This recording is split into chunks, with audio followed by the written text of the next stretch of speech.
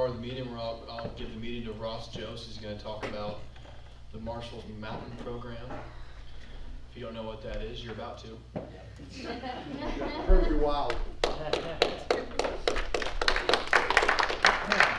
So what you guys have in front of you right now is a brief description of one of the programs that Marshall's Mountain offers. There's a QR code right there that you're going to be able to hit, and that's going to take you directly to our website if you want to be able to follow along on some of the stuff I'll be talking about. The first thing I started with Marshall's Mountain is my son was born December 15th, 2019. December 29th, which I could be wrong, but right around the end of December, he was diagnosed with Pompe disease.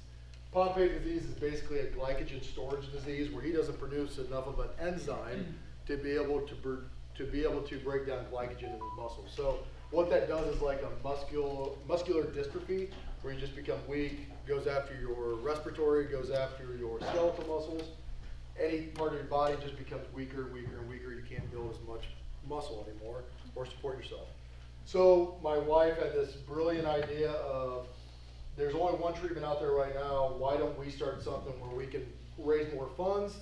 Let's go after it. Who's the main leader in the cause? And that was a Florida University, and also Duke University was the leader in Pompe research. So we started at Marshall's Mountain as a nonprofit on, we need donations, we want to give it to all the research we possibly can, let's find more treatments. From 2019, when he was born, to now, there's 4 treatments out right now. So our funds was one of, I believe there was 30 other organizations in the U.S., not including what's also overseas, that are trying to fund this program, or fund research to be able to help the Pompe disease. So that was a humongous hit.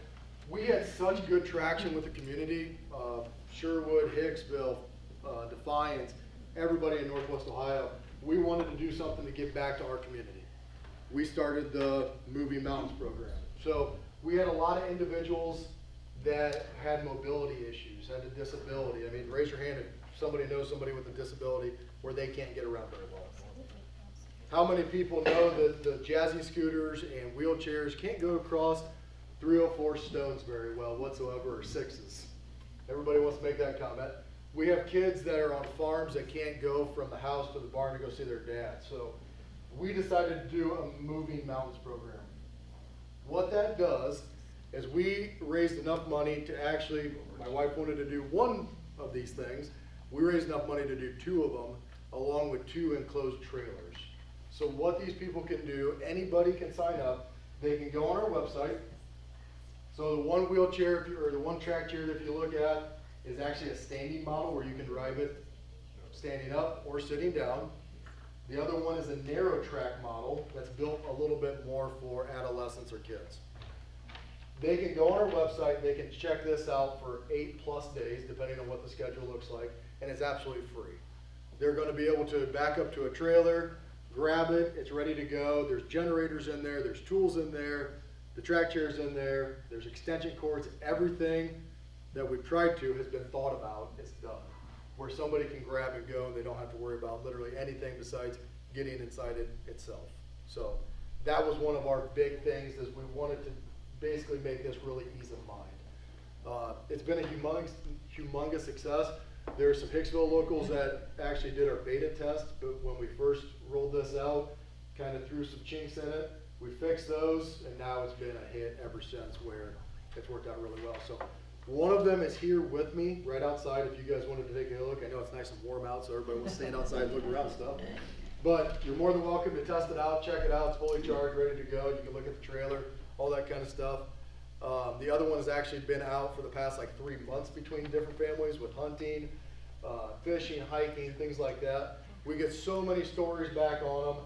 It's unbelievable how it just changes everybody's lives, where this thing can basically go anywhere you want, besides don't put it in a river, don't put it in a pond, but you can take it across mud, snow, rough terrain, stones, anything you want. So really I wanted to kind of go through that fairly quickly, because you can get all of that information right on our website that I gave you.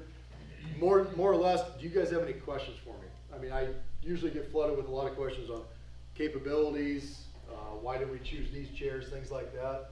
Any questions? kind of know how to set up, so I'm guessing the idea of this thing with being able to get it for up to 8 days is to, maybe like the family's going on vacation or something, grab a trailer, you can go, so that person in your family needs it can pretty much go on a lot of trails Correct. and stuff like Yep. that, so that's cool. So we had a family actually take it to North Carolina to the beach. The dad, or the grandpa, which is in his, I wanna say early 70s, have not been able to go to the beach for the past 5 years. He sits off to the side, watches his entire family play. This year, he got to go on the beach. That was huge, and he went on it every single day with them. So that was a really, really big deal for them. Now, have you, I'm guessing you have thought about getting more of those, or? So right now, and Jake, I was actually giving Jake a brief update on that yesterday. So right now, we're kind of tossing the idea back and forth. Do we want a fleet of these that we have to own, operate, service, and maintain? Or do we want to keep the two that work really well because it's two different sides of the spectrum that we kind of keep them on? And then if we can continue to get donations, we can continue to get funds going towards this cause, then we can actually donate one to somebody locally. And then continue to do that and have that rollover where we keep a new chair coming into our program and we donate an older chair after we, of course, put new batteries in it, ready to roll, and give the chair to some family that needs it. So that's kind of been our thought in all of this, is we basically keep and maintain 2 track chairs and trailers. We'll see what happens. Funds for these, each track chair, so the one standing model, if you guys are on the website or can see any of that stuff, the one standing model, the base money is about $20,000 to buy it. The narrow track, the base is right around $13,500. At the end, the one was $22,000, the other one was like $18,500. So that's just as they come, that's what we get, and then we added some accessories on top of that: fishing pole holders, gun holders, oxygen tank holders with different oxygen tank sizes, things like that. We also actually just purchased a snow plow to go on the front of one of them, where somebody can plow 3 inches of snow if they wanted to. We, on our ribbon cutting festival, our little thing that we did, there was 2 people that came up and said, "Can I plow snow with these?" And we talked to Action Tractor, and they go, "Actually, we have a snow plow that we built for it." So they're all about it. Getting people out of their house and being able to do things again, and having that form of, I guess, not relying on somebody else, is a really big deal. I mean, that's huge. So we bought one. I'm gonna probably put it on in the next couple weeks, especially if they have snow in the forecast. And then we already have somebody in mind that we're gonna drop it off to and let them use the hell out of it. So they're gonna really like that. This same individual also, we had to fight tooth and nail just to get him to sit in it, because he was not comfortable with something different. As soon as he sat in it, he didn't want to get out. So it was a neat thing. Go ahead. If this weren't available, if you didn't have this opportunity, where would someone go to like rent or use something like this? So within the last 2 years, and my wife knows more of the details on this, but I believe in the last 2 years, Oak Openings just bought one of these. And I think they actually have one that has to stay on their property, and you can use that on trails. And I believe it's an access model, which is, I think there's 12 different models they have here. The access is kind of just generally goes with everybody, average size, doesn't have as much weight capacity, things like that. These things that we bought go up to 450 pounds, and then they can also pull things behind them too. So we bought the heaviest ones that we could possibly get, where people can just do whatever they want with them. But I think Oak Openings would be the closest spot to be able to do that. They cannot take it. We're the only program that has anything with a trailer. So the trailer itself, Jason Deach, big shout out to him. He gave us a great discount on his trailers, 2 12-foot trailers. The trailers cost more than I anticipated outfitting them. So we kind of went in there with a budget, and we kind of, like anything else, blew the budget out of the water. So that was successful, but each trailer took me right around $10,000 each to buy it and outfit it with everything it needed for the track chairs, which is really surprising. Didn't think it was gonna take that much, but you start thinking about spare tires, you start thinking about extra tools, generators. These things can be charged with a generator that you can carry on the back of it. So you can go off the grid, turn the generator on, have the extension cord with you, and charge away, and you're still gonna be mobile with it. So we have quite the investment between the 2 trailers and then the 2 track chairs on that. And I think that's the reason why you haven't seen a lot of people jump into something like this. I think it was the only way to do it, to be able to have somebody grab a 2-inch ball with a hitch that we explained very well on our website, back up, grab, and go.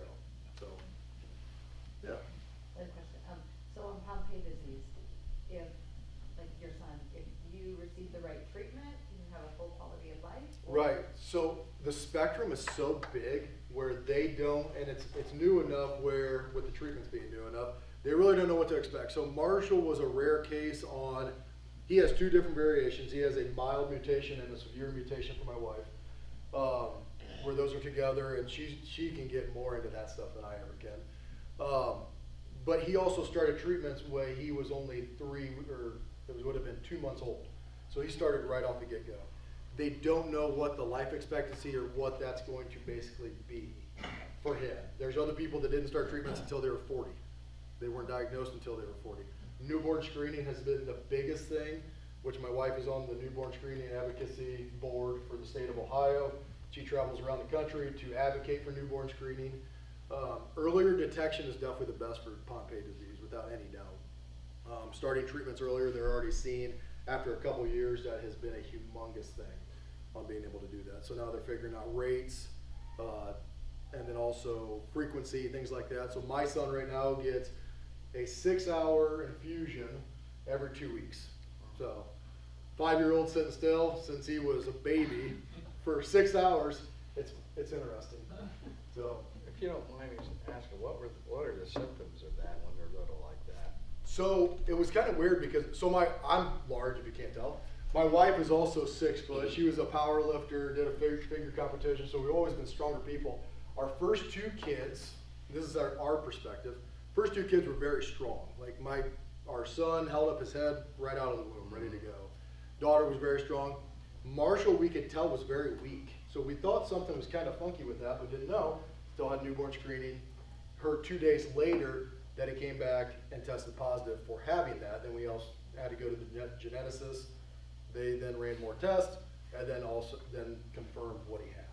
So muscle weakness was the general symptom. Muscle weakness is number 1. Failure to thrive would be anything of the spectrum where they can't breathe very well. Muscle weakness. I think there's a couple other things I'm forgetting about right now, but that's really the general thing of it. Okay, thanks. How many cases of those are around the area, county, state? So in Is the that county, for- there's So 2. this for Pompe only, is what you're trying to do? So this was our main program, was for Pompe research, Okay. is what we originated To with. use the chair. To use the chair is any individual they Any, possibly want. okay. Doesn't matter. Old age, all the way to COPD, whatever you want to do. Okay. That's why we wanted to be able to give back. We have 2 different, basically, funds. So we have a Pompe Research Fund that people will donate to. Yeah. We have the Marshalls or Moving Mountains Program Fund. So, right. So if somebody gives us any kind of funds, they say, hey, we want this to go towards the chair fund. We keep it over there, and we buy accessories, get ready to buy a new chair, do that kind of stuff, things like that. So that's not just. Correct. Yep. Then we have other people that want to say, hey, we want, like, we just had a $1,000 donation come in for just Pompe research. So we've met so many people, U.S., worldwide, on that kind of stuff, where more people donate for different causes and stuff like that. This fund will definitely be more local, with people using it like what they do. So we've had great traction with that, on keeping that going. The price of the upkeep on them, a little bit on the pricey side, but we're doing well with that. We do a 127 garage sale or yard sale at Nathan and Greg Guilford's place over on 127. Usually brings in really good money, a lot of hard work, but families love to get rid of their stuff, especially during Christmas time or spring cleaning. They want to get rid of it, we resell it and do really well there. So kind of stay part of the community, everybody comes in on that and helps out. So does this company have to maintain them? You have to hire the action to do it? Or? They do not. So we have Kuhn Brothers and Sherwood that maintain the trailers for us. They do that. And then we have McCabe Mobility, which is down south in Eaton, Ohio. And they do all the maintenance and battery switch out, things like that for the track chairs, which they have been absolutely phenomenal. Like, it's unbelievable all the amount of things that they sell besides the track chairs. They have something there that goes like 25 mile an hour. It only sits about this tall, this wide, and it just flies. It is incredible. So they have a lot of neat stuff, but great people to work with. Doesn't one of them have controls on the back? Like Both of them do now. So if we wanted to, we could put, let's say, a 3-year-old. Let's say I put my 5-year-old in there that I don't trust during his infusion or something like that. They do have a control where I have wired in where the parent or guardian or supervisor can control everything. You shut the controls off the front and you control it from the back and do whatever you want with it. So that's really nice for kids. And some adults that get a little bit testy that I've been around. They want to go one way and you want them to go another way. This is how you can control it. So that's been a pretty big hit too. So how big an area can schedule that to use it? You know, So we have one individual that basically we said if it is open time slot, and we just started opening this up, I think it was 2 months ago is when that finally went live. Otherwise it was a phone call to my wife or myself, which we were waiting for that thing to go live. If there's open spots to it, schedule it out for 3 weeks. Schedule no, it but out I'm for talking about like, could somebody from Illinois, West Virginia, or some other state? They have to be able to so we haven't been through that scenario yet. Normally we're trying to ask for everybody to be from Ohio right now because they need a valid Ohio driver's license to be able to pick up. To most of Ohio. Right. Okay. Right now they need a valid driver's license from Ohio to be able to grab the trailer. Okay. That's per insurance deal. Yeah. Once we get into somebody from Illinois, Indiana, Michigan, or something like that, then we're gonna probably touch that. But right now, we've had enough Ohio interest where Sure. we've never had anybody else really come back out of. So, good question though. Yeah. So was this the item that was mentioned when I was when I was covering the livestock sale at the Defiance County Fair? They mentioned that a young man got to enjoy 4-H camp for the very first time and fully participate. Correct. Because he had the use, and then the young lady sold her champion goose, and I think it was $10,000 or $12,000 the community or the county bid combined. Correct. To buy that goose, right? Yep, so we ended up, the individual did use it for 4-H camp, was never really able to go through any of the things that other kids did. This chair totally changed it. I mean, we had text left and right on this is unbelievable, we've never seen anything like this, things like that. The kid used it all week, absolutely loved it, only terrorized a little bit of people. And then Beckett, Hancock, he got to use it all fair, which I guess was a game changer for him. He had like a jazzy scooter, a little scooter, I won't call them jazzies, but he had a little scooter that couldn't go across the sawdust, it couldn't go across the wood chippings, things like that, and it was having a terrible time. This thing went wherever he wanted it to go. So he actually did the narrow track, and he won, I think, 3 different trophies for Defiance. So pretty neat. It gave him an opportunity to be able to do that. And then his cousin decided to donate her grand champion goose. And yes, she donated all the funds to Marshall Mountain, which was amazing. I mean, I think it was the highest sold goose ever at Defiance County. I think so too. I think it was like It's over $10,000. $10,000. It was huge. It was a humongous thing. So, yeah, very neat. Very neat. We've had great traction, pun intended.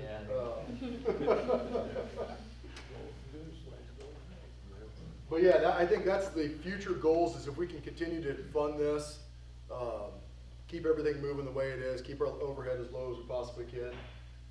We would like to make those donations to the community and keep it local, Hicksville, Defiance, Ayersville area, right in this realm. We want to be able to donate a track chair to somebody probably every couple of years, depending on what kind of money we can get in. So I think that would be a really neat thing. Do you have one specific university that you donate to research? Duke University is our Where you number guys one. send? Yeah. So that's our main doctor is actually at Duke University. That's our secondary doctor because we have to be in state. So Dr. Kishnani is, they call it Mother of Pompe. So she goes worldwide and does Pompe, does research as part of all of it. She was the one we seen 3 days after Marshall's diagnosis where we just took off. And we said, we're coming, we're gonna figure out what's going on, all that good stuff. Otherwise, we go to Cincinnati Children's right now, that is our primary doctor that does the prescriptions and stuff like that, after he consults with Duke. So that's how we kind of do that kind of stuff. But Duke University is our number one fund that we take to for all of our stuff. Yeah. Anything else? No? Very interesting. 4 minutes early too. You're welcome. Thank you.